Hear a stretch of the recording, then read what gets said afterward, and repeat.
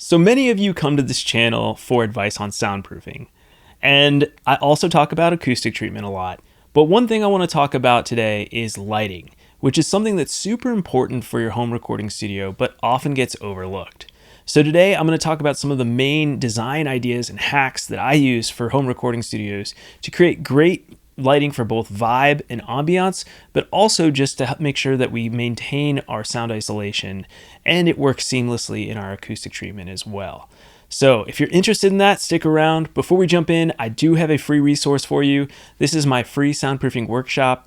It is 45 minutes of in-depth teaching going over everything you need to know to build a home recording studio in your home or in an external structure. To watch that, just go right away to soundproofyourstudio.com/workshop. That is soundproofyourstudio.com/workshop.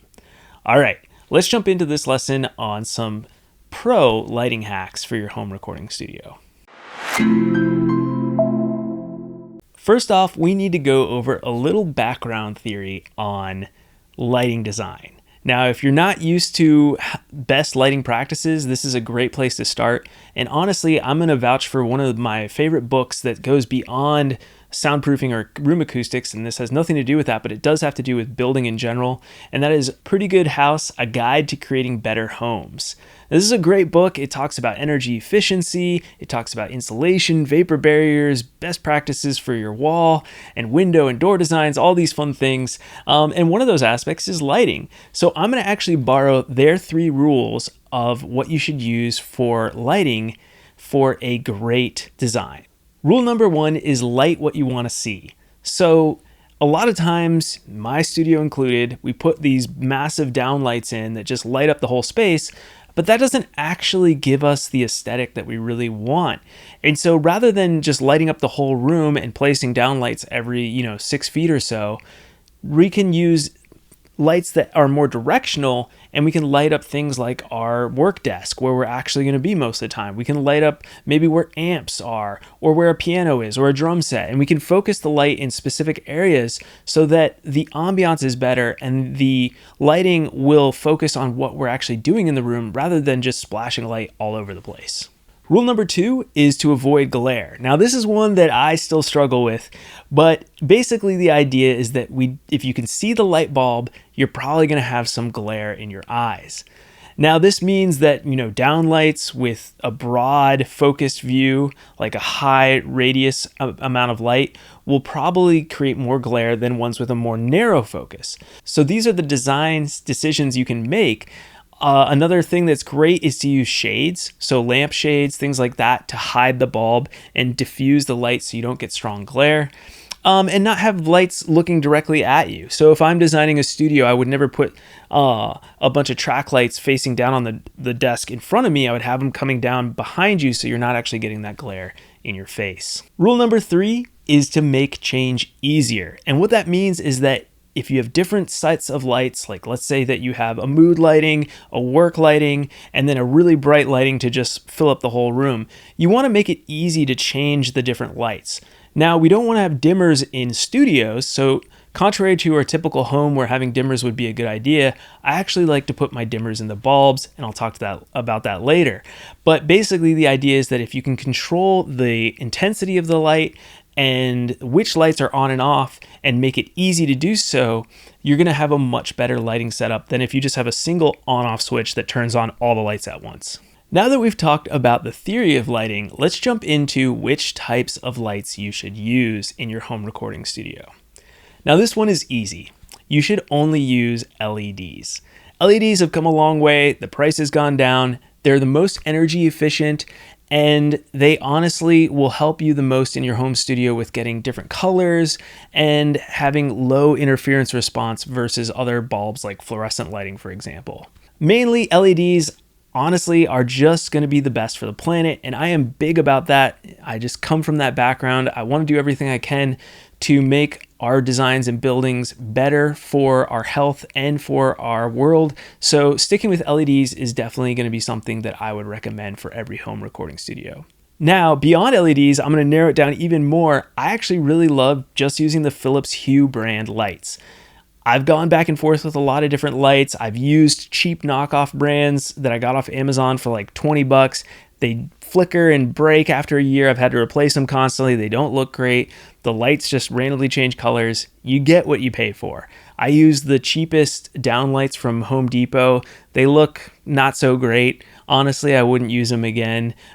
So every time you're dealing with lighting, it's one of those things, again, where you're going to want to skimp. And you can if you want, but like I said, you get what you pay for. So you're going to get not the best ambiance, not the best lighting. So sticking to a higher end light bulb, a higher end brand like Philips Hue, or even other brands that are higher end, is going to pay back in dividends in the long run with making your studio look professional and feel professional when you're working in there. So I highly recommend that.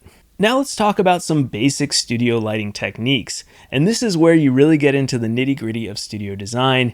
And one of the first recommendations I have is to use the Philips Hue Slim 5-6 light. It's a 6-inch downlight, which I know downlights we were talking about not really loving them, but remember with the Philips Hue lights, you can actually dim them, you can change colors, so we can actually take away some of the glare and we can focus those lights a little bit more for our needs in the studio. So I actually install that in the cloud. I just did this recently with a client where I have a very intricate design here with the cloud that you can see that shows how the Philips Hue light sits in there and how the cloud then is hanging from the ceiling. And I'm just going to run a wire through the drywall layers down into the cloud, which then connects into the Philips Hue junction box, which just sits on top of the backing of the cloud. So it's really nice. It's definitely a design hack for me because I'm taking something that's supposed to be installed in your ceiling drywall and I'm installing it in an acoustic cloud. But this is a great way to minimize the penetrations in your ceiling while still getting some great lighting involved. All right, second, use Philips Hue light strips for backing light and ambient mood lighting. Now these are great. They are a little different than other lights by Philips Hue because they actually plug into a wall outlet. So when I'm designing my studios, I always put a wall outlet nearby, knowing that I will have to plug in the Philips Hue light strip. But they're easy to install. You just stick them onto whatever surface you want to use. They have like a little sticky adhesive backing, and you can cut them and recombine them and cut angles and bend them and all sorts of cool things. I like to use them around the perimeter of my acoustic clouds to create that backlighting effect with different colors. Again, you can dim them as low as you want or as bright as you want. Another great thing about using the Philips Hue app from your phone. And you could also put these behind your desk, behind your computer monitor, or behind acoustic panels on the walls that are lifted out a little bit to give some backlighting. So a great option. Again, not the cheapest option, but I highly recommend you invest in lighting. Do not skimp on it, as it will be worth your while. Now, another thing I really like to use is the Philips Hue track lighting system. So this allows me to put in Philips Hue bulbs into their proprietary track lighting system that they work with another company on, but everything fits together perfectly, keeps it really easy and simple for my clients, keeps it easy for me in the design phase, and I really like it. And the track lighting now is a little trickier. You can do something kind of creative like I've done here, where we actually bring the track lighting down from the ceiling and create a separate box for it. This will depend on codes in your specific city, if this is doable or not.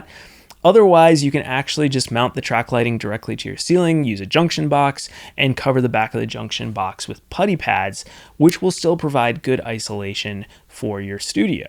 So track lighting is awesome because you can move the lights and you can angle them where you want, and it comes back to rule number 1 and also rule number 2 to a certain degree, because you can angle the glare away from you or use more focused beams with track lighting. So it's a great option for home recording studios and one that I use in a lot of my designs.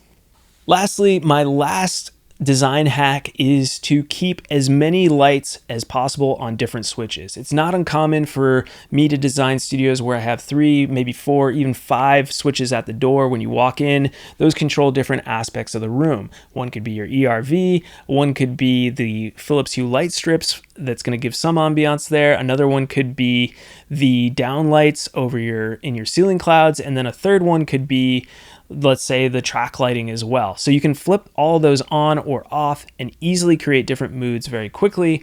And then to take that a step further, you can open the app, dim it, change colors, and get the vibe just how you want it, so that you can easily change how you want it to feel depending on the session, the clients, if you're working with clients, or just how you're feeling that day or the time of day. These are all important aspects of lighting that should not be overlooked. So in conclusion, the takeaway here is to follow the 3 rules, like I said, making sure that you focus the light where you need it, you avoid glare, and you make it easy to change the different type of lighting you want in your room.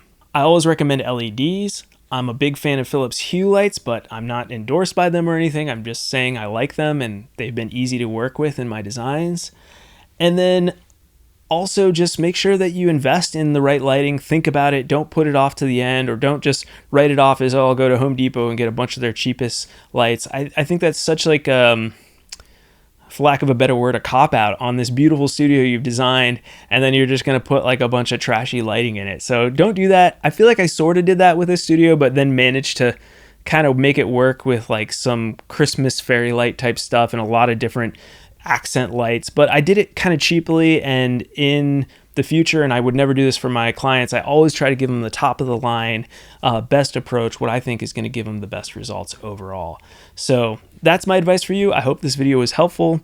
Again, if you're on that journey of trying to build your own home recording studio, you have 2 options. You can do it the DIY way, which I highly recommend checking out that soundproofing workshop. Just go to soundproofyourstudio.com/workshop, or you can actually reach out to me for a Soundproof Clarity call if you have the budget, you're doing a more high-end studio, and you need a studio designer. I'm always there for you. I am a studio designer and acoustician based out of Nashville, Tennessee, and I do this full time. I design studios, home recording studios specifically for people all over the world. So reach out. I'd love to hear from you, and I'll see you all next week with more information on home recording studios, soundproofing, acoustics, all of it thrown together. Thanks so much for watching. I'll see you all later.